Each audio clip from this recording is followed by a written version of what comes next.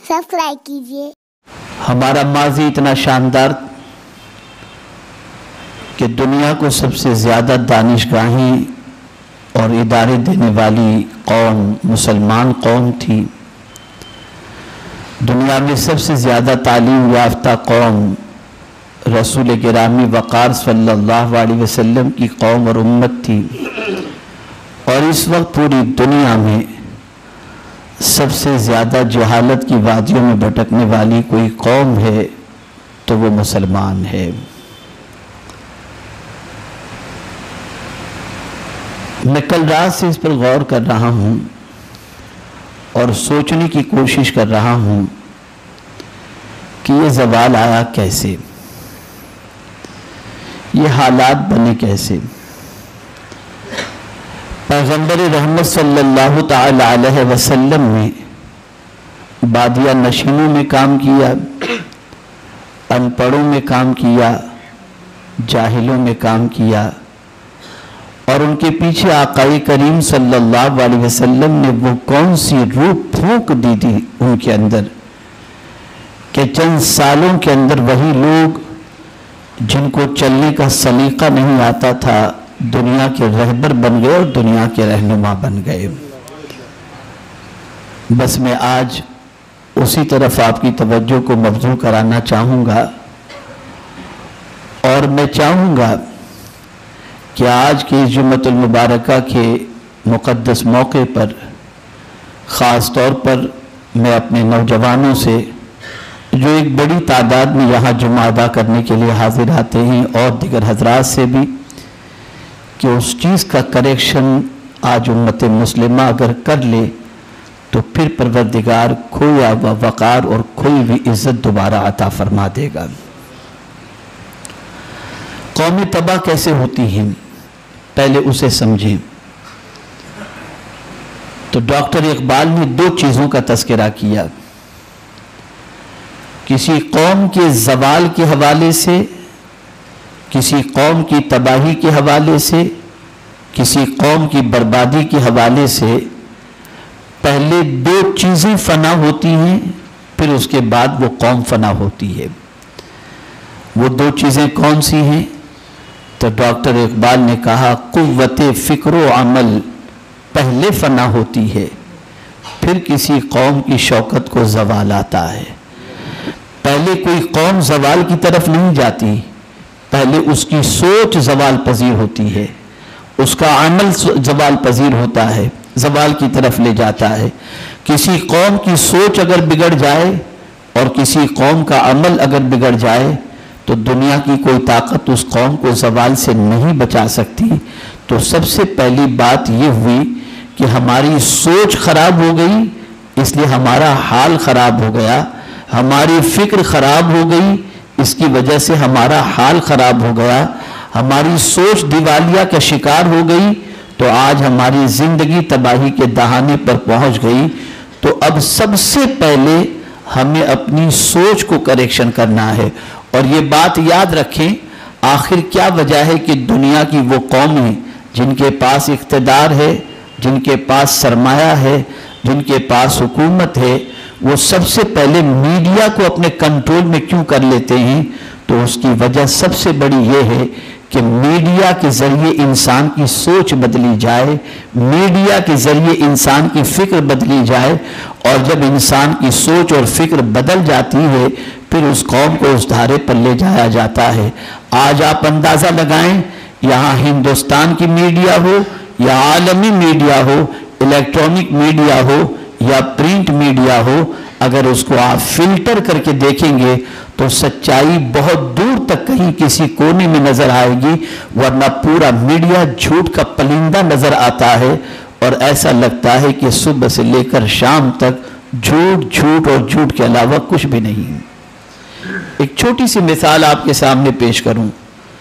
दुनिया में जब कोई मशहूर होता है, सेलिब्रिटी जब बन जाता है तो सिचुएशन ये होती है कि अपनी मसनूआत को, अपने माल को उसके ज़रिए बिकवाया जाता है। लेकिन आप उस सेलिब्रिटी को देखेंगे तो वो अपनी ज़िंदगी में उस चीज़ का इस्तेमाल नहीं करता।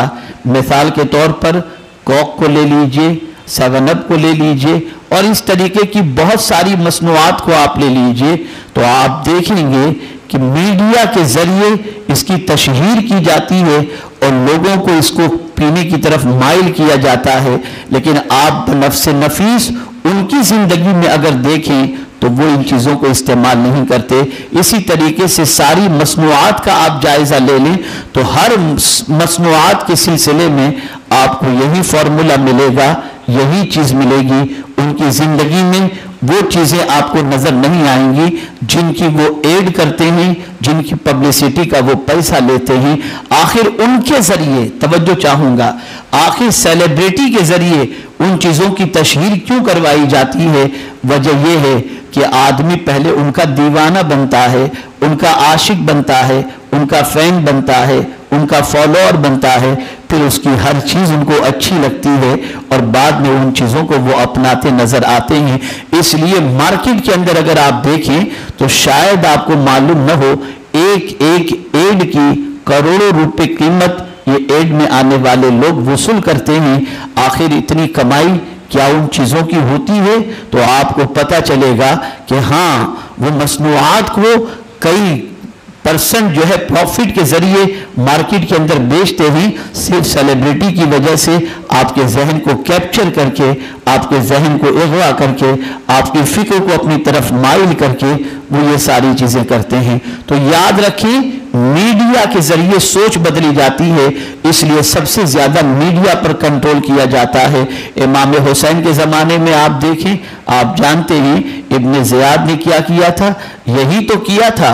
सबसे पहले सोसाइटी के सरमाएदारों को पकड़ के गवर्नर हाउस के अंदर उसने कैद कर दिया और उसके बाद जब उसकी कौम, उन सरमाएदारों की कौम जब जो है गवर्नर हाउस का घेराव करती है, उस वक्त उन सरमाएदारों के जरिए ये पैगाम दिलवाया जाता है कि कह दो हम खैरियत से हैं और हमें कोई दिक्कत नहीं है, वरना तुम्हारी गर्दन कलम कर दी जाएगी। चुनाचे आप देखें, गवर्नर हाउस की छत के ऊपर वो सारे सरमाएदार आ जाते हैं और अपनी कौम से कहते हैं तुम चले जाओ, हमें कोई तकलीफ नहीं है, अगर तुम नहीं जाओगे तो हमें मार दिया जाएगा और हम यहाँ पर खैरियत से हैं। चुनाचे वो चले जाते। बताना मकसूद ये है कि हर ताकत का इस्तेमाल सबसे ज्यादा प्रोपेगेंडे के लिए होता है, सोच बदलने के लिए होता है, फिक्र बदलने के लिए होता है। ये गलियों में पॉलिटिशियन जुलूस क्यों निकालते हैं?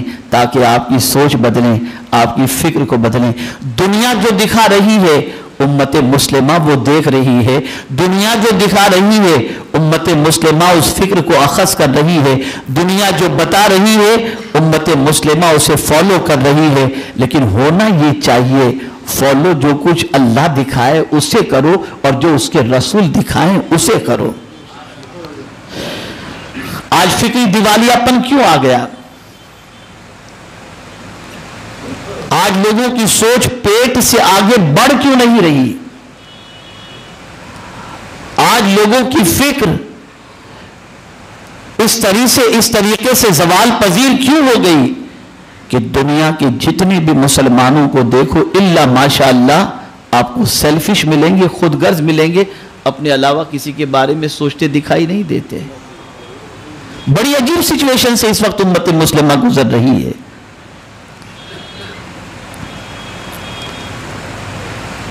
ये सारी चीजें बनी कैसी?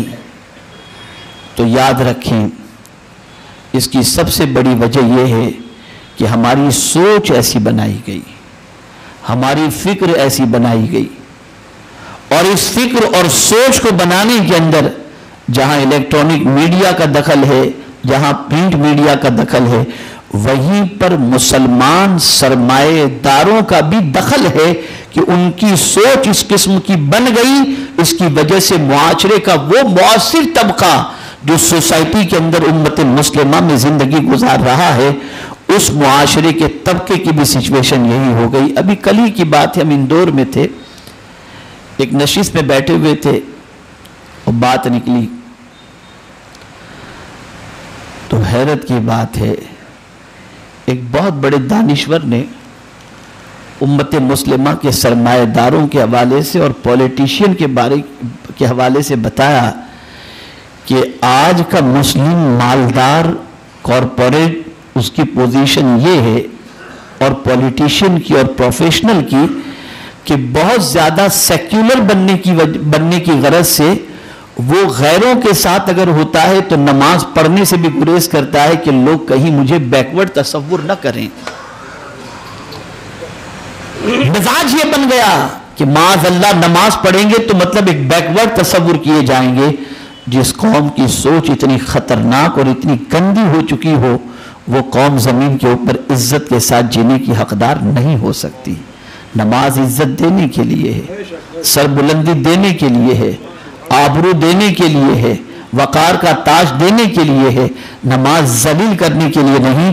یہ ہر جگہ انسان بھاگتا نظر آتا ہے، اس کی وجہ یہ ہے کہ جب خدا کی بارگاہ میں سر جھکانا چھوڑ دیا تو ہر در اور ہر بارگاہ کے اندر اور ہر انسان کے پاس جاتا ہوا دکھائی دیتا ہے۔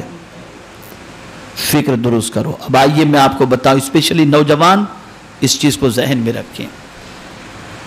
آپ کو شوق ہے دینی پروگرام دیکھنے کا،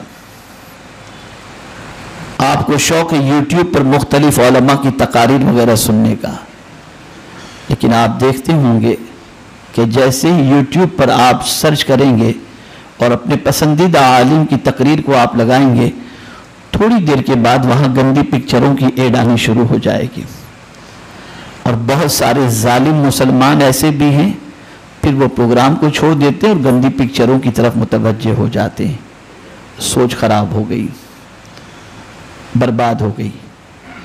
ایک سوچ جب بگڑتی ہے تو انسان جو ہے اس برے راستے کی طرف چلنا شروع کر دیتا ہے، جس برے راستے کی طرف جانے سے قرآن بھی روکتا ہے اور اس اللہ کے پیارے حبیب صلی اللہ علیہ وسلم بھی روکتے ہیں۔ سوچ بدل گئی۔ اب آپ دیکھ لیں، اس وقت پوری دنیا کے اندر سب سے زیادہ گندی پکچر دیکھنے والی اگر کوئی قوم ہے تو مسلمان ہے۔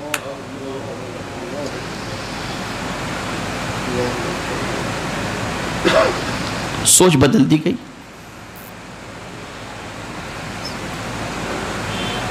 سب سے زیادہ اپنی انرجی کو ضائع کرنے والی اگر کوئی قوم ہے مسلمان ہے۔ سب سے زیادہ اپنی طبیعت، اپنی صحت، اپنے وجود اور اپنی باڈی کے سلسلے میں کیئرلیس اگر کوئی قوم ہے تو مسلمان ہے۔ اور پیارے بچوں، نوجوانوں، ایک اور بات عرض کروں، سب سے زیادہ ایزی منی کمانے کا جذبہ رکھنے والی بھی اگر کوئی قوم ہے تو وہ مسلمان ہے۔ آج کا مسلمان یہ چاہتا ہے کہ میں جلدی سے اپنے پیسے کماؤں، بغیر محنت کے، بغیر تکلیف کے، بغیر مشقت کے مجھے اتنا مل جائے کہ میری زندگی آسانی سے گزر جائے، اور اتنا مل جائے کہ میں آسانی سے زندگی گزار سکوں۔ یہ ساری چیزیں مسلمانوں کے اندر آپ کو نظر آئیں گی۔ میں آپ کو ایک مارکیٹ کا واقعہ بتا سکتا ہوں، جس مارکیٹ کے اندر ایک زمانے کے اندر صرف اور صرف امت مصطفیٰ صلی اللہ علیہ وسلم اور غلامان رسول صلی اللہ علیہ وسلم کا کنٹرول تھا، لیکن اس مارکیٹ میں تجارت کرنے والوں کو سب سے پہلے بہت پیسہ دیا گیا، ان کو عادی بنایا گیا غلط کاموں کا، ان کو قرض کے بوجھ تلے دبا دیا گیا، اور جب وہ ان بری عادتوں کے عادی بن گئے تو وقت آیا کہ اپنی تجارت ان کے حوالے کر دیں۔ آج ایسی ممبئی کے اندر بھی ایک مارکیٹ ہے جہاں پر ایک زمانے میں اچھی چیز اور خاص طور پر گھڑی کے کاروبار کرنے والے لوگ مسلمان تھے، لیکن اب مسلمانوں کے ہاتھوں سے وہ تجارت نکل چکی ہے۔ وجہ یہ ہے کہ مسلمانوں کو عیاش بنا کر، ان کے پیچھے پیسہ خرچ کر کے، ان کی عادتوں کو خراب کر کے ان سے تجارت چھین لی گئی، اور آج وہ تجارت ان کے ہاتھوں میں نہیں ہے۔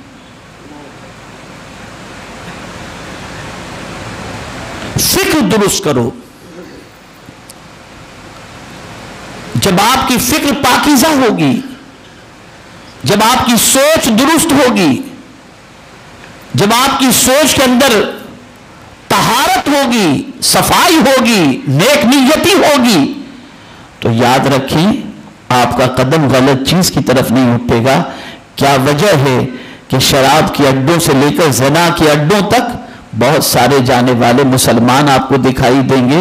میں ایک اور بات آپ کے سامنے عرض کروں، اب تو اللہ کا کرم ہے، اس کے حبیب صلی اللہ علیہ وسلم کا احسان ہے کہ بہت سارے کاریگر سنیچر کو پیمنٹ پر پانے کے بعد غلط راستے کی طرف نہیں جاتے، لیکن ایک زمانہ یہ بھی تھا کہ سنیچر کو پیمنٹ ملتی اور اس کے بعد اتوار کی رات تک کنگال ہو جایا کرتے اور اپنے سرمایہ کو ریڈ لائٹ ایریا میں خرچ کرتے یا برائیوں کے مراکز اور شراب اور دوسرے کاموں میں خرچ کرتے۔ ایک اور بات عرض کروں، سب سے زیادہ گٹکا کھانے والی قوم کون سی ہے؟ ذرا غور کرو آپ۔ اسلام ہمیں صرف نماز روزہ اور حج و زکوٰۃ کی تعلیم نہیں دیتا، بلکہ اسلام ہمیں حفظان صحت کی بھی تعلیم دیتا ہے، اور اسلام ہمیں اچھی زندگی گزارنے کے حوالے سے دستور بھی فراہم کرتا ہے۔ ہماری سوچ خراب ہو گئی۔ ہم میں کتنے لوگ ہیں جو یہ سوچتے ہوں کہ ہم کوئی اچھا کام کریں، ہم کچھ اچھے بنیں، ہم اچھے راستے پر چلیں، ہم قوم کے لیے آئیڈیل بنیں، ہم مخلوق خدا کے لیے کچھ کریں، ہم صبح سے لے کر شام تک محنت و مشقت کر کے حلال روزی کمائیں۔ اللہ ماشاءاللہ کچھ ہیں ہماری قوم کے اندر جو اس طرف سوچتے بھی ہیں، لیکن ایک بڑی ہماری تعداد ایسی ہے جن کے پاس نہ ایجوکیشن ہے، نہ جن کے پاس کل تک کے حوالے سے کوئی سوچ موجود ہے، کچھ بھی نہیں، بس صبح ہوئی شام ہوئی عمر یوں ہی تمام ہو گئی، اور اس کے بعد جب بچے بڑے ہو جاتے ہیں، جوانی کی دہلیز پر پہنچتے ہیں، ان کی ضروریات جب دروازے پہ دستک دیتی ہیں، تو پھر اس کے بعد ہم سوچتے ہیں کہ ہمیں کیا کرنا چاہیے۔ ہمارے ویڈیو کو لائک شیئر ضرور کریے۔